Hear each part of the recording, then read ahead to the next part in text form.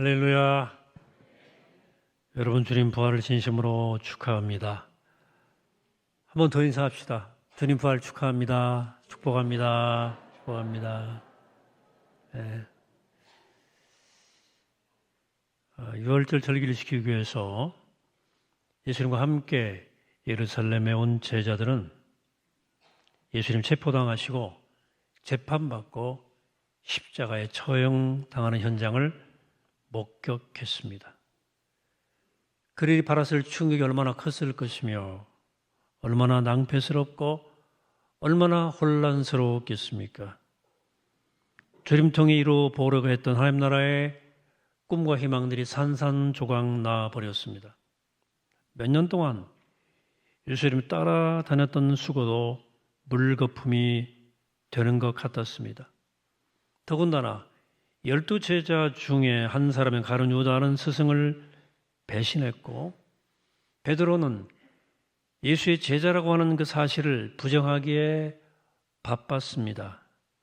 십자가에 처형당한 사람이 주모자로 되어 있는 집단에 속했다는 사실이 드러나면 생세 망칠 게 뻔하기 때문입니다. 절망감과 자책감, 무력감이 제자들의 영혼을 가득 채웠어요. 제자들은 앞으로 자기들이 어떻게 처신해야 될지를 심각하게 고민하고 있었을 것입니다. 만사 다 끝났으니 고향으로 돌아가야 되나 하는 제자도 있었을 것이고, 여론이 좀 어떻게 돌아가나 여론의 추이를 좀 살펴보자, 좀 기다려보자 하는 제자들도 있었을 거예요. 그 와중에 아리마대 요셉이라는 사람, 예수님의 시신을 자기의 가족 묘지에다가 안장했습니다. 그날이 금요일이었죠. 그리고 그 다음 날은 안식일이었습니다. 예수님의 시신은 그렇게 요셉의 무덤 속에 놓여 있게 되었습니다. 오늘 말씀은 그 안식일 다음 날 이야기입니다.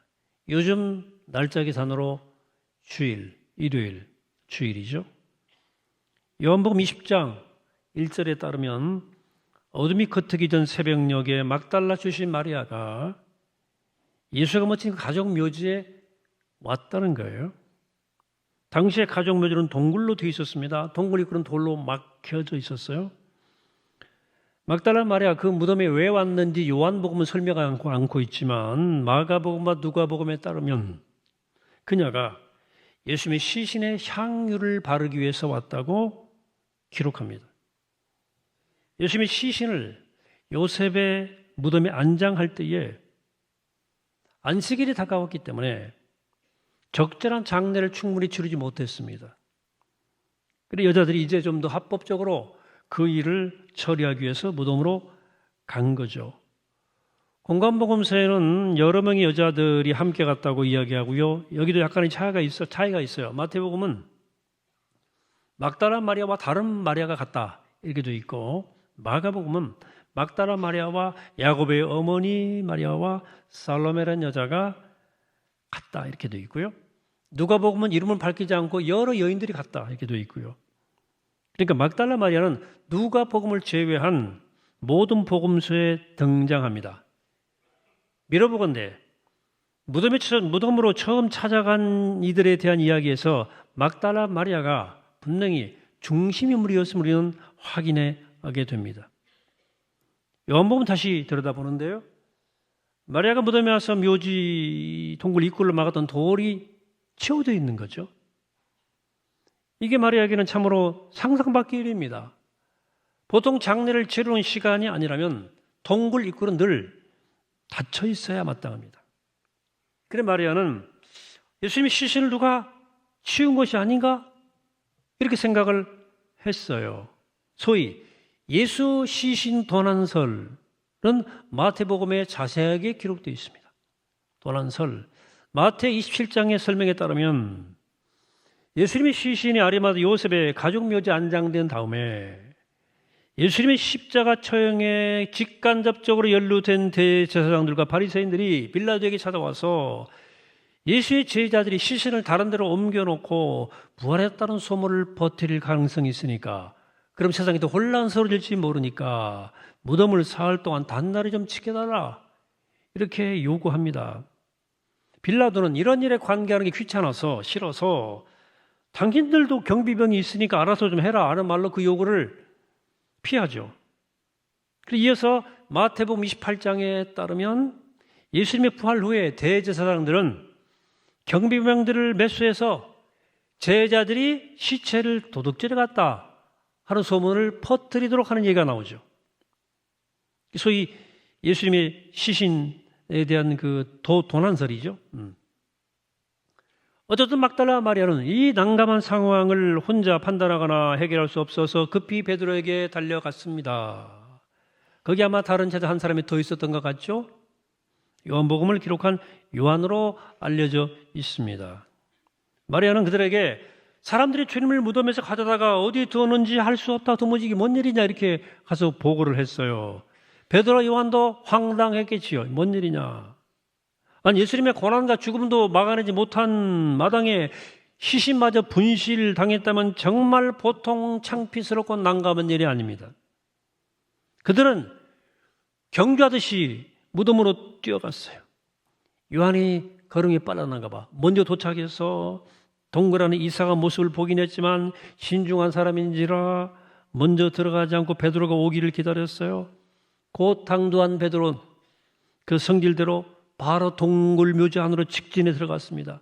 보니까 시체를 놓아두었던 석판 위에 시체 머리를 쌓았던 그 수건과 몸을 쌓았던 세마포가 덩그러니 놓여 있었어요.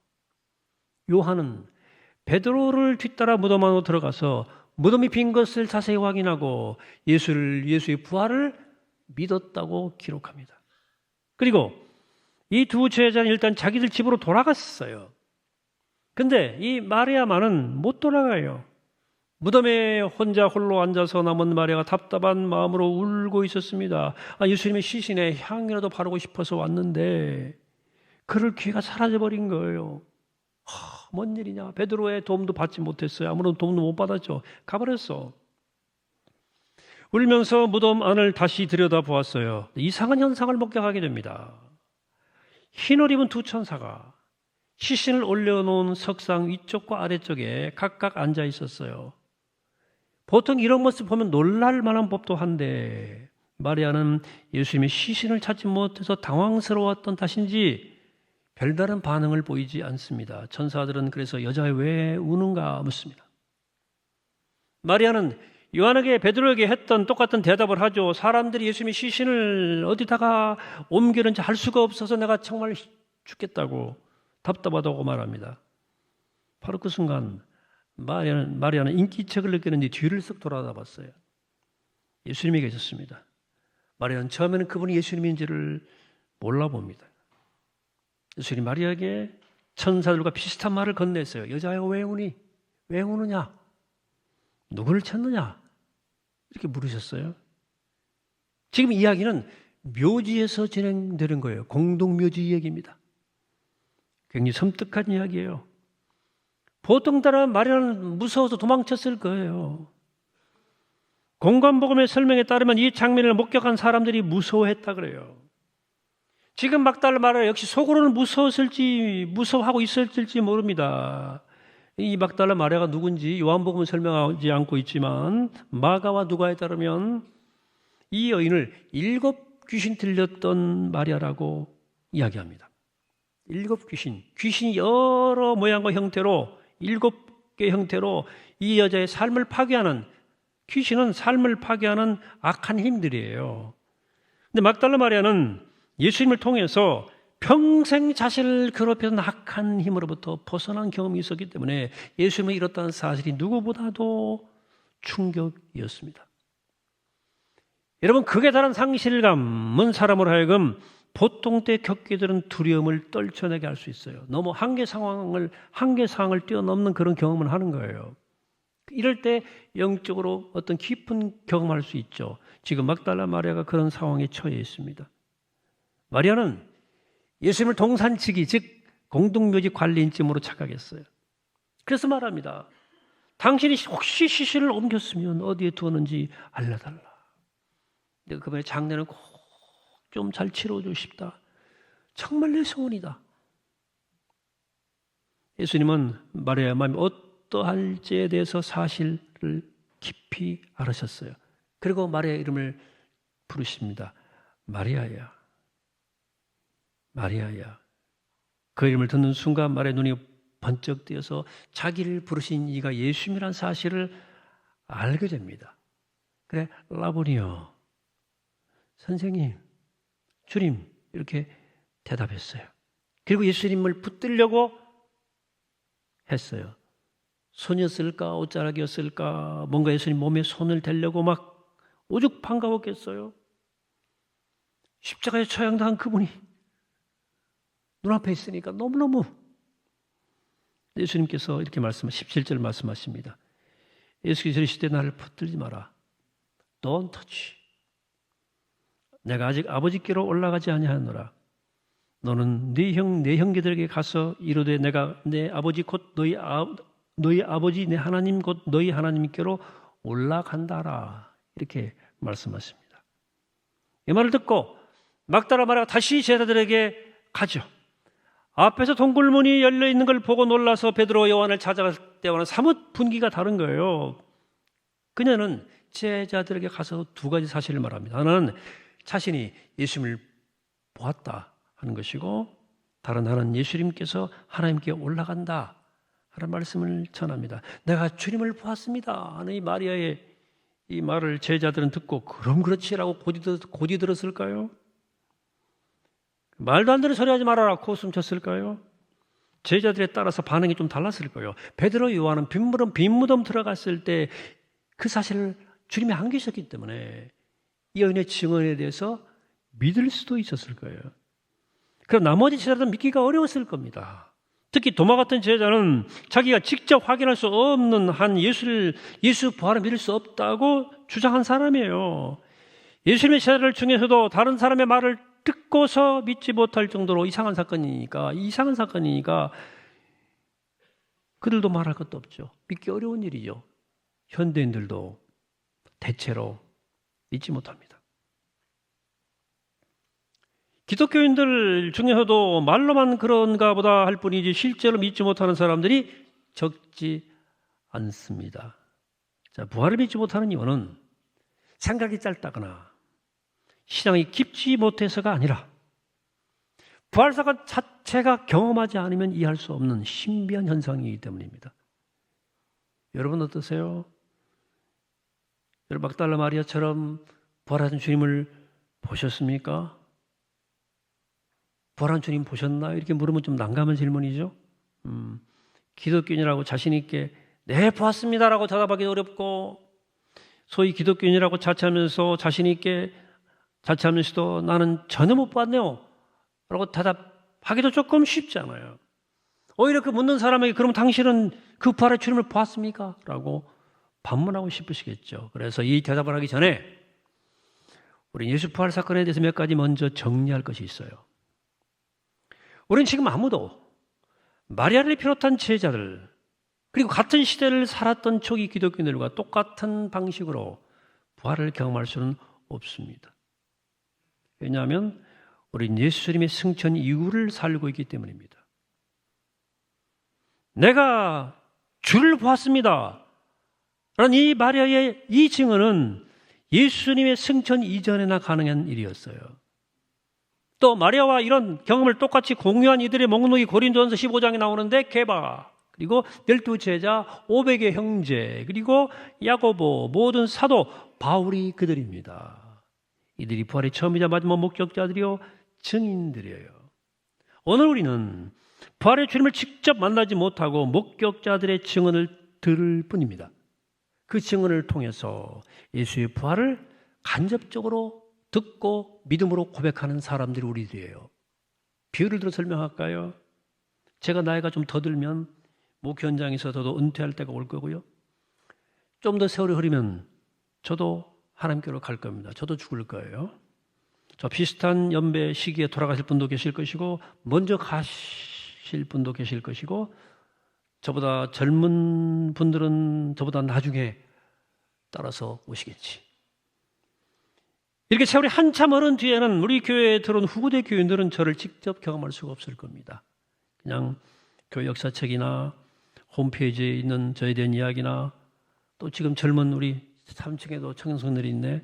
이 젊은이들이 한 40년, 50년 후에도 우리 교회에 남아 신앙생활을 한다면 이들의 말을 통해 간접적으로 전해줄 수밖에 없을 거예요. 간접적으로 저를 경험할 수밖에 없어요. 우리가 김주주 목사님, 정교영 목사님, 박번호 목사님, 우리가 이제는 간접적으로 그들의 얘기를 들을 수밖에 없는 건 아니에요? 그래서 우리가 오늘 부활의 주님에 대한 마리아의 경험을 다시 읽는 이유가 바로 여기 있는 거예요. 그들의 증언을 통해서 부활의 주님을 간접 경험하는 것입니다. 그런데 복음서는 제자들이 부활의 주님을 만났다는 말만 하지 부활 현상 자체에 대해서는 묘사하지 않아요. 오늘 본문에 막달라 마리아가 경험한 부활의 주님이 구체적으로 어떤 모습인지 그림으로 그리기는 좀 어렵습니다. 그림 그린 사람도 있긴 있어요. 쉽지 않아요. 부활의 주님이 구체적으로 어떤 모습인지 그림으로 그리기가 쉽지 않습니다. 마리아가 예수님을 알아봤다는 걸 보면 살았을 때 주님 모습인 것처럼 보이지만 그런데 단번에 알아보지도 못했어요. 이상하죠? 네. 누가복음 23장에 따르면 엠마오로 가던 두 제자에게 부활의 주님이 나타나서 동행하셨는데도 한동안 알아보지 못했다 그런 거예요. 다른 부활 이야기에 따르면 예수님은 문을 닫아 두었는데도 쑥 나타났었어요. 어떤 경우에는 함께 식사도 하셨어요. 바울은 빛과 소리로 부활의 주님을 경험합니다. 자, 신약 성경의 부활에 대한 설명에는 서로 모순처럼 보이는 것들도 있어요. 이 부활의 이야기가 전해지는 과정에서 여러 가지 형태의 이야기들이 복합적으로 뒤섞여 있는 거예요. 천사들이 등장하는 것도 그런 것입니다. 그러니까 복음서가 전하고 있는 이야기를 근거로 부활 현상을 일관되게 구체적으로 묘사하기가 쉽지 않다. 그렇다면 제자들의 부활 경험은 아무런 근거 없는 건 아니냐? 뭐 헛것 본 거 아니냐? 하는 질문이 가능하죠. 그런 주장들이 초기 기독교로부터 시작해서 지금까지 심심치 않게 나와요. 심리적으로 설명하려고 하고 싶어하는 시도들도 꽤 있었습니다. 예수님을 너무 그리워한 제자들의 마음에 예수님이 환영으로 나타난 것이다. 환상으로 보이는 것이다. 말하기도 하고요. 여러분 사랑하는 가지고 이런 사람이 죽은 사람을 환상으로 환영으로 보기도 하듯이 말입니다. 그러나 그게 아닙니다. 제자들이 그룹이 소위 고스트, 환영, 환상과 리얼리티, 실체를 구분하지 못할 정도로 어리석거나 이상한 인간들이 아닙니다. 정상인들이에요.